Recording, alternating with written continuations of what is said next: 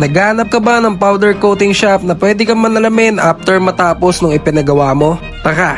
Ako nga pala si Pawi at may panibago tayong vlog kasama ang ating bagong alaga. At dahil bagong luma nga ang bago nating alaga ay naisipan ko na ipapowder coat agad yung ibang parte ng kanyang pyesa. Dahil kung makikita nyo ay natatanggal na ang pintura kagaya nitong sa swing arm. Bago tayo umalis ay buksan muna natin itong Pridcon intercom para hindi boring ang biyahe. Medyo may kainitan nga ang panahon ngayon kaya siguraduhin hydrated ka palagi. May nakasabay pa nga tayo na kapwa natin rider na Exo Strong ang gamit ng mga shop. Dito pala tayo magpapa-powder coat kay Tinapay Powder Coating na located dito sa Caloocan along Tolyahan Road. Kapag napadpad ka dito ay makikita mo agad yung mga sample ng kanilang mga gawa na may iba't ibang kulay. Grab bar at swing arm nga pala ang ipapadali natin sa kanila. Hindi lang pagpa-powder coat ang inaalok nilang serbisyo dito dahil nagka-carbon skinning din sila sa mga outer or inner fairings ng ating mga motorsiklo. Unang proseso ay ang pagtatanggal ng lumang pintura at pagkatapos naman ay bubugahan ng pressure washer para mas mabilis matanggal. Ginagamitan din nila ito ng proper tools para mas maging pulido ang pagtanggal sa mga natirang pintura. Ito nga pala yung mga kulay na pwede nyong pagpilian kapag pupunta kayo dito. At ang maganda dito ay nakapromo sila. 3,000 pesos mo ay may mugs at swing arm ka na naka-chemical treatment bago ay powder coat. Pagdating mo sa shop, sabihin mo lang may discount ka dahil napanood mo yung vlog ni Pawe. Swing arm na pala natin yung binabanatan. Talagang bawat kanto ay dapat walang maiiwan na dating pintura para mas pulido kapag binugahan na. Makalipas ang ilang minuto ay ito na yung grab bar at swing arm natin. Nagkulay bronze dahil ibinabad daw sa chemical para mas maging maganda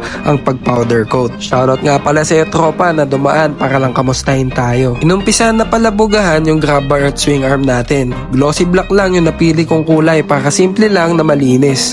Ayaw ko kasi na medyo makulay kasi sumasakit mga mata ko. At matapos maluto ay ito na ang itsura ng swing arm at grab bar natin. Napaka-solid, pwede ka manalamin. Pagkatapos makabit ay nagpaalam na din tayo sa mga bago nating kaibigan dahil lang totoo ay hindi pa ako natutulog ng mga oras na to. Like and follow nyo na din si Boss Tinapay Official para updated kayo sa mga bagong kulay at promos na inaalok niya. So paano? Hanggang dito na lang muna. Ako nga pala si Pawe. Ingat kayo lagi.